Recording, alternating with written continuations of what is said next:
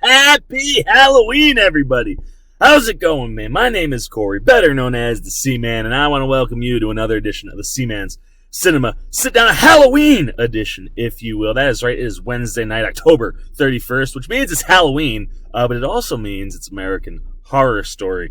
And when you have a combo like Halloween in a season about the apocalypse, and an episode that's going to focus on Michael Langdon, ooh, man, all the ingredients were just being laid out for something big. The question is, did the episode get there? And that's what we are about to dive into, man. So pull up a chair, take a seat. We are getting ready to dive into episode 8 of American Horror Story, Apocalypse Sojourn. This is a big puzzle piece into Michael's story as we kind of figure out how he goes from where he currently is to present day and the cooperative and how all those things kind of start to take place. And I have to apologize. Last week I may have said one or two things where if you were paying more attention than I was, you're like, what is he talking? Like, no, that's Miss Miriam Mead right there. She burned to death. I completely forgot last week that we were still telling backstory. We've kind of been in like a 4 or 5 episode stretch where we're telling all this backstory and we're not at present day, which kind of threw me off when I was like, oh man, they're setting Miss Miriam Mead on fire. She's a robot. She's not going to die. That is actually Miss Miriam Mead. For those that were paying attention better than me, you already knew that. So this is a big, puzzle piece to kind of get us from what happened to Miss Miriam Mead last week and how Michael ultimately, comes by this robot, which ultimately also leads to, the cooperative. And throughout the whole episode, it didn't quite pop as much as I was expecting, man. Like Halloween night in real life, American Horror Story, Michael Langdon story stuff, and Cody Fern is phenomenal. He's been phenomenal all season. I don't necessarily think this is his best performance, but it's a really solid one, and he has some really nice moments. As I said, not a ton of pop. So if you're looking for all those crazy Seaman Live reactions, well, we'll give you a couple of them, but far fewer than the last couple weeks. Check them out.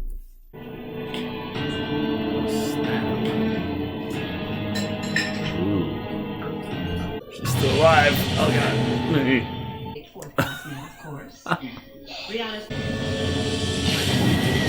So like I said, far fewer, but there were a couple nice pop moments, and there were a couple saving graces to this episode. The one thing that kind of threw me for a loop, we do get to witness a couple black masses.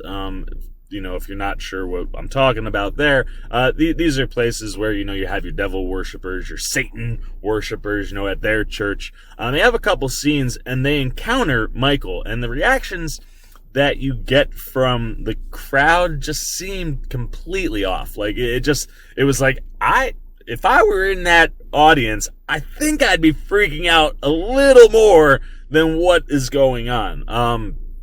There is a scene that follows it that's kind of funny, that I did enjoy, but that kind of builds right into, like the commercial break. And I was like, it had the culmination. There were so many things working for this scene, yet every actor that wasn't Cody Fern. But besides Cody Fern in the episode, and besides the awkward, when you get to that sequence, it is kind of odd. Just the reactions of people in the church. But aside from that, Cody Fern does a really, really good job. Sarah Paulson, we get a little Sarah Paulson at the beginning of the episode. We get a little Sarah Paulson at the end of the episode. And the end of the episode, Sarah Paulson really, really popped. Really solid in her first scene with Cody. But what we get on the back end with Miss Sarah Paulson, oh man, it just made me smile. I was like, oh. Also, couple other guys making me smile in this episode, Evan Peters and Billy Eichner. Oh, good God, man. They show up as a couple of like Silicon Valley guys with Dumb and Dumber style haircuts, right down to the brunette and the blonde. Eichner, the brunette, Peters, the blonde. And they are absolutely hysterical. Everything that goes on with them in the last act of this episode, just so funny. Peters is on fire. Eichner's got some really, really nice moments. Both of them have really nice scenes with Cody Fern and with Sarah Paulson.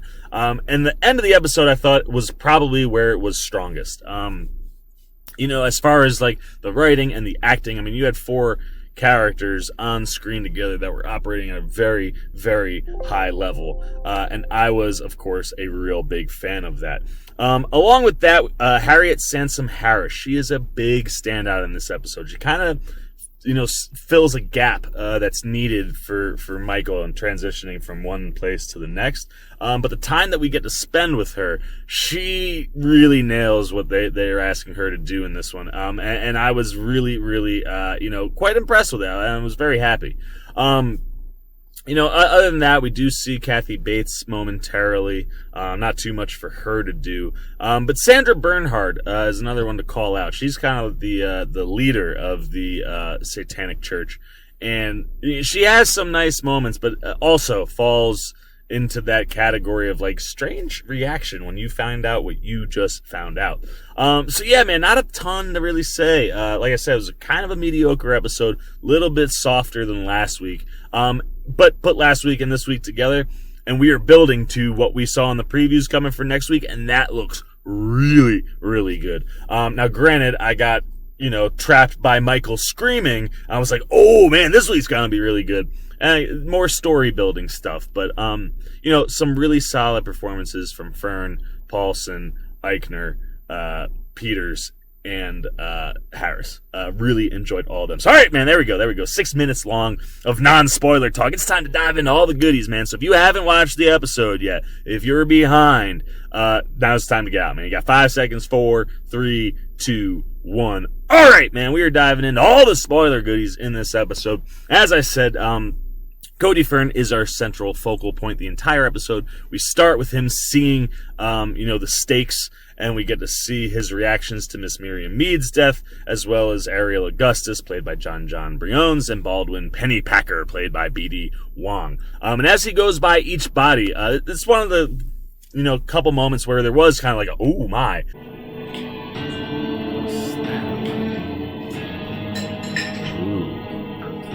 She's still alive. Oh, God.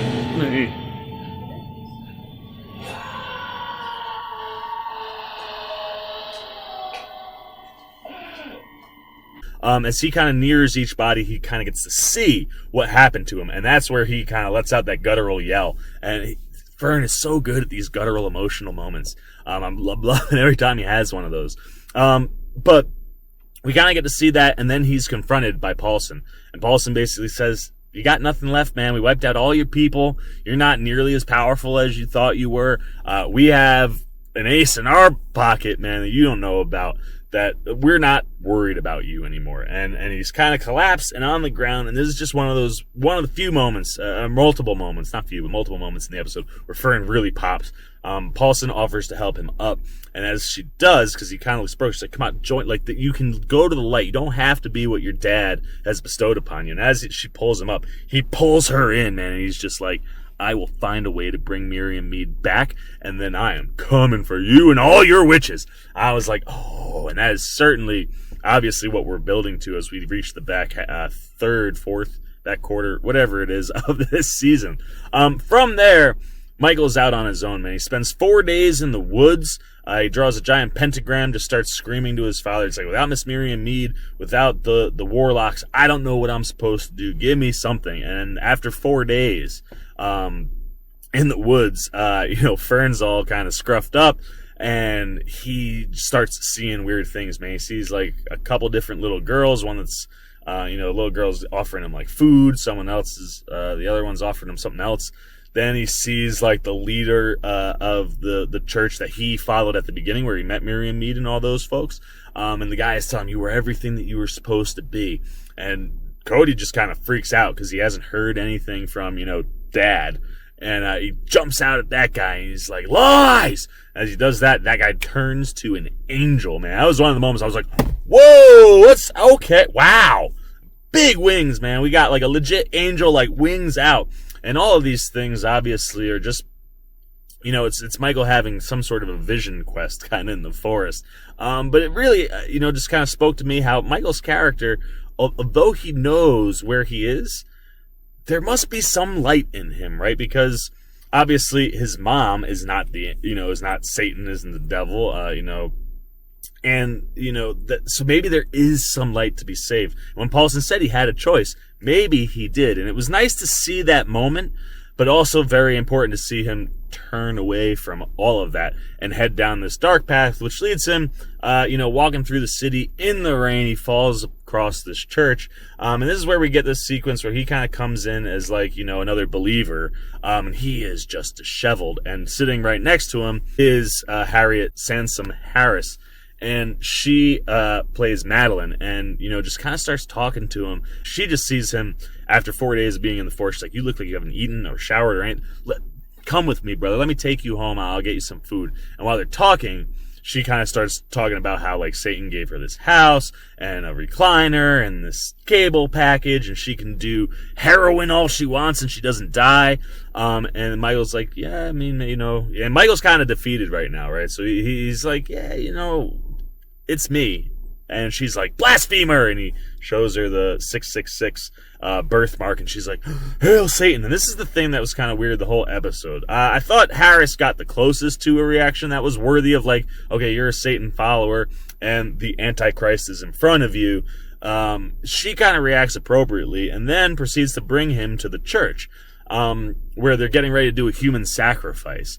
And this is the second time we're in the church. And in both sequences, Sandra Bernhard, who plays kind of the leader of the church, does a really good job of commanding the room, albeit when everyone finds out that the Antichrist is in front of them, first they're like, I don't know, man, are you? And he's like, here it is, and oh, hail Satan! And everyone's just like, hail Satan! And then they get down and they're like, hail Satan! I'm like, you'd think you'd be more jacked up. The one person, though, that I did enjoy, I enjoyed their reaction, was the guy who was supposed to commit the human sacrifice. It was going to be his first kill for the church, first kill ever. And when Michael shows up and reveals that he's the Antichrist, there's a shot of the guy, and it's you see this momentary bit of oh man, I'm not going to get to kill these two people.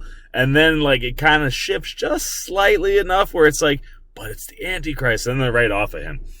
Otherwise, everybody else I thought was a little underwhelming. However, I did enjoy everybody during the potluck Wednesday dinner when, Michael's just go about your regular business. And then they just come in and they're bringing him all this different food. And everybody's trying to get him to eat stuff. It's like having a celebrity in your house, right? It was really quite funny to watch. But then, Madeline kind of centers up and it's everybody leave Michael alone. Let the poor kid eat, and just be. And then they kind of jump to a conversation, the two of them driving. And she's, he kind of admits to her that I've lost, Miriam Mead. She meant everything to me. I don't know what to do. And she's like, I know people that can help you out. And she puts him in contact, with this robotics company that is run by Evan Peters and Billy Eichner, who, as I mentioned in the non-spoiler section, are rocking Dumb and Dumber haircuts, both blonde and brunette, and they're absolutely hysterical, man. The two of them are just totally riffing off each other the whole sequence. And then they buzz to the front, because they're running out of cocaine, and they're hey babe, how we doing, man? We're running low, and you don't see anybody sitting at this front desk, but you see somebody walking down, and then you see a hand reach over and hit the button. They're wearing purple, so the camera swings, and there in all her bright red hair, Miss Venable, right? Her hair is rather, I think it was red. It's been a while since we've seen Miss Venable, but then darker and kind of pulled real tight, and this is in a ponytail, long. Still looks phenomenal. And she's got the cane and is always making that noise. I love when Paulson plays Venable. And she just has really great back and forth with Eichner and Peters, where, as they buzz, she's it's coming right now. And she comes in and you're thinking probably gonna bring him however, a vial or whatever it is it comes in. And she brings a giant bowl of cocaine. Peters describes it and they're just going, and they're like, oh, thank you so much. And then she's like, you have, there's a guest here, that's coming. And they're like, yeah, send him to the private door. And this is one of the real big pop moments of the whole sequence, right? Michael comes in, and both Peters and Eichner are kind of underwhelmed. They're like, oh man, Peters like, I thought you'd be jacked, man, like The Rock when he was The Rock. I don't know how much ad-libbing was going on, but Peters and Eichner are just on fire. And meanwhile, while they're elevating at this crazy level, Fern is just stoic and super serious and terrifying just by being there. And there's a girl also in the room that pops up after Miss Venable comes in, and, you know, Billy Eichner's character rolls away from the desk. She was like, I was working here. She's naturally under the desk, but she hangs out in the room when Michael comes in. And the minute Michael walks into the room, she gets kind of weird, and it's just like, and, you know, he starts saying, I'm the Antichrist, and he shows them the tattoo, or not the tattoo, the birthmark, and they're just like, oh, I mean, it could be a tattoo on your neck. And she's like, no. I feel a dark energy that's coming from him the minute he walked in. He's definitely what he says he is. And Michael's eyes roll in the back of his head, and girl, you know, she just starts screaming, starts running, and poof, bursts into flame. And I was just like, oh no! Like,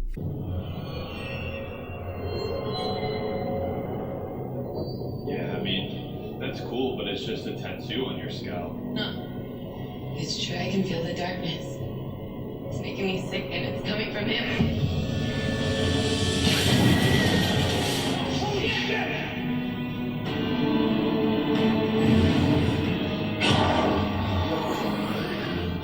I didn't see that coming because the scene is playing really, really light. The package of dog feces is on its way to Mr. Zuckerberg's estate, fourth class mail, of course. Rihanna's people call. And then the scene ends really, really light as Eichner and Peters drop to their knees, and they're just like, Hail Satan! Hail Satan! Hail Satan! Hail Satan! Hail Satan! Hail Satan! Satan! And from there, you know, and that was probably the biggest pop and the best segment and the best stretch of the whole episode. I mean, getting Venable, getting Peters and Eichner just playing these two kind of zany characters really, really works well. And then we learn that they also sold their souls to the devil. That's how they got out of Silicon Valley, and now they own a multi-billion-dollar robotics company. You know, so like, anything we can do to help you, man. Like, we want everything to happen that like everybody else does, you know. Like, we went to a black mass and all that stuff. And so that they agree to help Michael with what he needs. And that's obviously creating a robotic version of Miss Miriam Mead, which the boys do. And that kind of is where we end up. Like I said, this is kind of like, it felt like a very quick episode, because it was just like every segment just seemed kind of short, and they ripped through it. But it was a very interesting episode to kind of dive into Satanism on Halloween of all days. You know, and kind of give you that. And there were some beautifully creepy shots when we were in the church. You know, they have a choir up top the second time we go back, and they're doing that.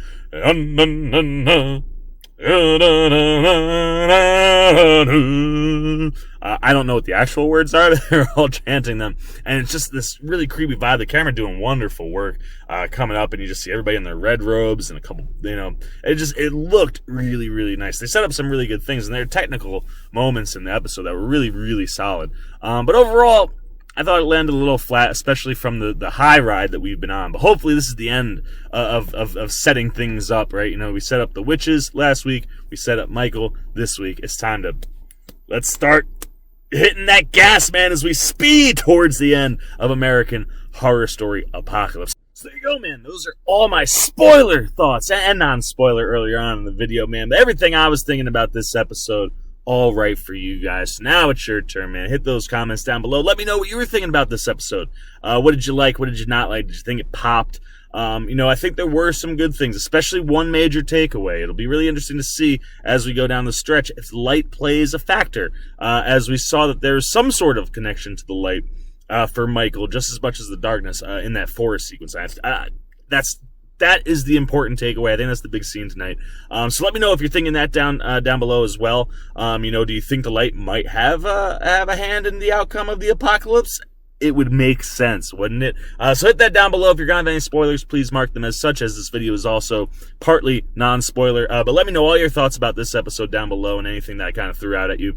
As always, if you enjoyed this video, please give me a thumbs up. And if you're new here, man, hit that subscribe button and little bell so you get alerts every time I make a new video. Come join the Sit-Down squad, man. We got 123 of you. Come on and join the squad, man. Boom, look at that. I just came up with a nickname on the spot for you guys, man. The Sit-Down squad. You don't like it, give me something better. But if you're a part, man, as always, I hope you're watching, so let me know what you're thinking about that. And if you're not, come join the Sit-Down squad, man. Hit those buttons. Follow along with the C-Man. We're always doing some good stuff, especially on Wednesdays, American Horror Story Nights. So that's all I gotta say, man. For the C-Man's Cinema Sit-Down, another American Horror Story up. in the books. Until next week, man, I'm the Seaman, and I'm signing off. Peace. Happy Halloween! Oh, hey, you guys are still here. Well, since you are, you might as well check out a different video like this one or this one. And if you haven't yet, would you please hit that subscribe button? Seaman, peace!